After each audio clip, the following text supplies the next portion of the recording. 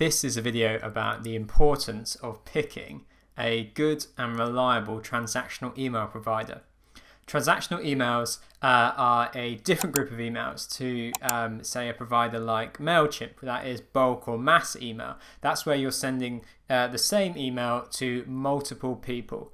Whereas a transactional email is an email that is often a direct result of an action that a user has taken and is only sent to that user. For example, like a password reset email or a welcome email. When you're building your Bubble app, Bubble provides you with some helpful workflows. Let's just set one up here, just so I can demonstrate it. You have a so when the button is clicked, we send an email, and when you are in the email tab here, that is referring to the provider that you have set up through the domain and email tab here, and Bubble built into their settings panel, you've got the ability to integrate in with a provider called SendGrid. And one of the reasons why it's so important to have a transactional email provider set up is that without one, emails are sent from this email address here, which means that you can't reliably monitor the emails, and also they're not sent from your identity. And because it's a pooled address, these are much more likely to end up in spam, because if someone was to receive an email from this address here and mark it as spam, again, it doesn't clearly identify as you. It doesn't differentiate you from any other Bubble app builder. So you need a transactional email provider set up to reliably send transactional emails through your Bubble app. Now, the built-in one, if we go back to it, is SendGrid. And once you've connected up your domain, you'd then be able to sign up for a SendGrid account and enter the relevant API details in here.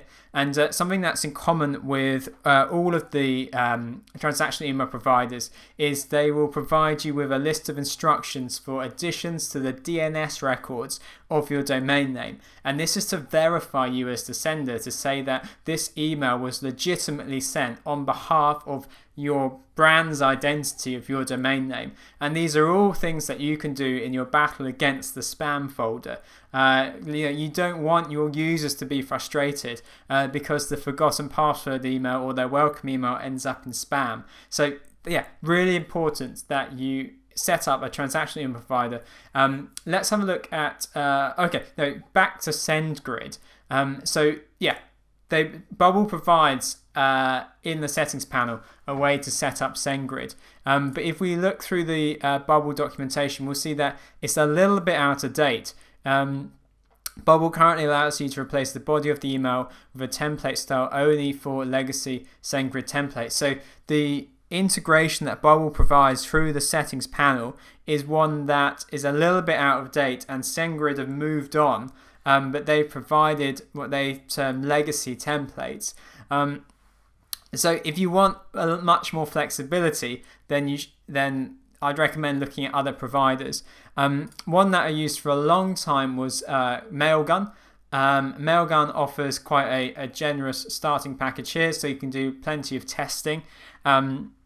No reflection on Mailgun, but I would say a word of warning that if a transactional email provider offers anything for free, then they are opening themselves up to the potential that their service is abused. There's a lot of people around the globe who want to send a lot of emails, and they're all very spammy, and they will degrade the reputation of the IP addresses of the servers that provider uses. So the provider, whether it's SendGrid or Mailgun, they're in a constant struggle to provide a quality service to their customers by blocking the bad actors from using their services, because that will degrade the deliverability for everyone who uses their service. SendGrid, I've integrated that in with the API connector on Bubble, and I can say that works well. I've used it in the past. My current favorite, and the one that I'm directing people towards, is Postmark. And Postmark doesn't have a free tier. but the pricing begins at just, I think it's $10. Yeah, $10 for 10,000 emails.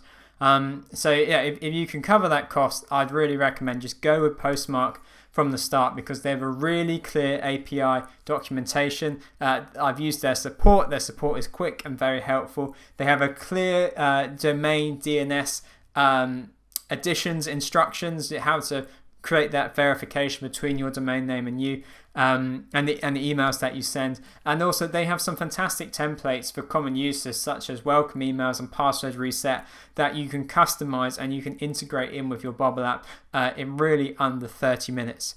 So I would expect in the future we will do a whole video about the API connector in Bubble and Postmark. But I wanted just to produce this video as an overview of why you need to be thinking about transactional email providers as a Bubble builder, and the different options that are available, and then just to point forward into why when I build a Bubble app now, I'm not using the email settings tab here.